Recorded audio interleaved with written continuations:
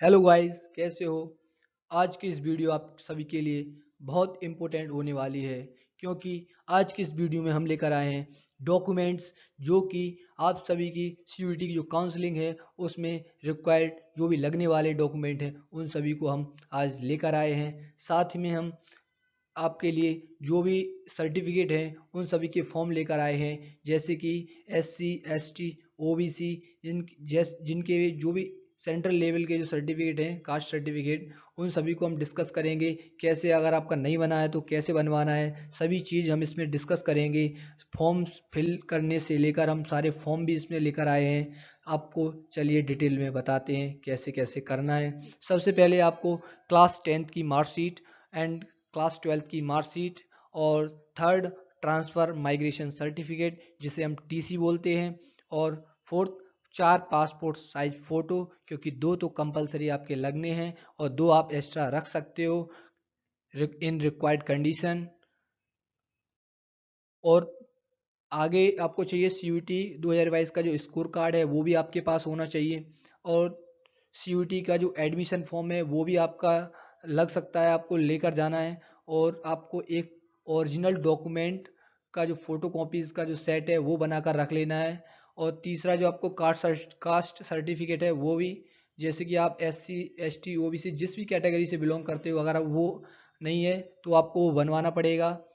Income certificate, family ID जिसे हम समग्र आईडी भी कह देते हैं, आप उसको भी ले जा सकते हो। आधार कार्ड, आधार कार्ड आपका अपडेटेड होना चाहिए।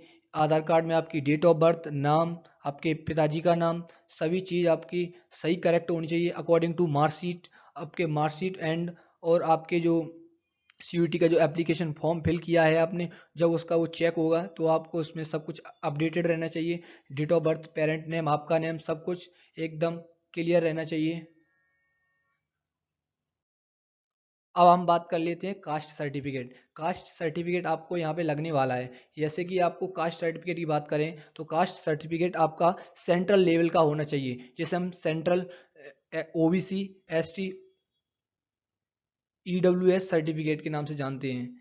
ये सभी आपको अपने तहसील या डिस्ट्रिक्ट या ब्लॉक में आपको जाकर, कचहरी में जाकर आप बनवा सकते हो। सबसे पहले आपको क्या करना है, या आप कंप्यूटर द्वारा ऑनलाइन फॉर्म निकलवा सकते हो। इसका जो भी एससी, एसटी, ओबीसी का जो सर्टिफिकेट होता है इसको आप फिल करोगे, और फिल करने के बाद आप इसको एसडीएम ऑफिस में ले जाकर, इस पर साइन करवाओगे डीएम के या तहसीलदार के। उसके बाद ये आपका बन जाएगा। उसके बाद आप इसमें बात करते हैं क्या सर्टिफिकेट रिक्वायर्ड होगा जनरल कैटेगरी के लिए, तो इसका आंसर है नहीं। जनरल कैटेगरी के लिए कोई कास्ट सर्टिफिकेट की रिक्वायर्ड नहीं है। हम बात कर लेते हैं जो इसका जो पब्लिक नोटिस आया था दिल्ली यूनिवर्सिटी का, डीयू का, उसमें क्लियर कहा था कि क्लास 10th की जो मार्कशीट है उसमें name of the candidate including date of birth and parents name, वो सभी करेक्ट होने चाहिए। वो क्लास 12th का जो सर्टिफिकेट है in the name of candidate, candidate के नेम पर, और the name of the candidate must be match, इसमें क्लियर कहा है कि must be match with the CUET UG 2022 जो एप्लीकेशन फॉर्म फिल किया था उसमें मस्ट बी मैच होना चाहिए।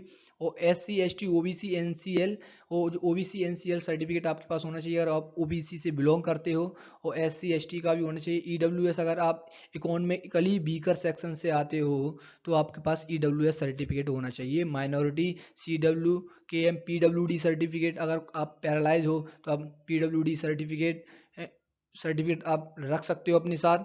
और O B C non creamy layer certificate उसी कैंडिडेट के नेम पर होना चाहिए जिस कैंडिडेट का एडमिशन होना है। और ईडब्ल्यूएस सर्टिफिकेट होना चाहिए उसी कैंडिडेट के नाम से। ये सारी डिटेल इसमें दे रखी है। ईसीसी सर्टिफिकेट, जिस भी स्टूडेंट के पिताजी अगर आर्म्ड फोर्सेस में हैं, उनके अगर पिताजी की डेथ हो जाती है तो इस केस में ईसीसी सर्टिफिकेट लगा सकते हैं। और यहाँ पे हम डिस्कस करेंगे जो एससी, एसटी का ये फॉर्म है, एस सी एस टी का जो फॉर्म है इसको आप देख सकते हो, ये फिल कर सकते हो। यहाँ पीडीएफ प्रोवाइड कर दी जाएगी, आप इसको डाउनलोड कर सकते हो नेट के द्वारा, निकलवा के इसको फॉर्म फिल भर के इसको साइन करवा के अपने पास रख सकते हो। ये एस सी एस टी का है कास्ट सर्टिफिकेट का। और ये O B C N C L का है सर्टिफिकेट, इसमें सब कुछ डिटेल में दे रखा है, नाम वगैरह सब कुछ आप फिल कर सकते हो। और इसको भरने के बाद आप एसडीएम के साइन करवा सकते हो, तहसीलदार के किसी के भी साइन करवा के आप इसको रख सकते हो अपने पास। और थर्ड आपको चाहिए, अगर आप EWS इकोनॉमिकली वीकर सेक्शन से आप बिलोंग करते हो तो आपके पास EWS सर्टिफिकेट होना चाहिए। और आपके पास होना चाहिए ECC सर्टिफिकेट, जो अभी हमने बताया था, जिनके पिताजी अगर आर्म फोर्सेस से बिलोंग करते हैं, उनकी डेथ हो जाती है तो आपको ECC सर्टिफिकेट की रिक्वायर्ड हो। अगला है हमारा बेंचमार्क डिसेबिलिटी सर्टिफिकेट। ये आपका PWD सर्टिफिकेट, जो कि अगर आप किसी भी तरह से डिसेबल्ड हैं या पैरालाइज हैं तो आप इसका सर्टिफिकेट लगा सकते हो। अगर इनमें से आपका कोई भी सर्टिफिकेट नहीं बना आपका, अगर आपको कोई भी प्रॉब्लम आ रही है फॉर्म फिल करने में या कोई भी दिक्कत है, तो आप हमें कमेंट सेक्शन में बता सकते हो मैसेज के थ्रू। तो हम पढ़कर आपको अलग अलग हर एक सर्टिफिकेट के ऊपर आपको वीडियो बनाकर दिखा देंगे कि आपको कैसे फिल करना है, क्या करना है, कैसे जमा करना है, कैसे सर्टिफिकेट बनेंगे आपके। Thank you. अगर वीडियो अच्छा लगा हो तो please like share and subscribe करना ना भूलें। बने रहिए ऐसे ही अपडेट के साथ। तब तक के लिए बाय बाय। Thank you.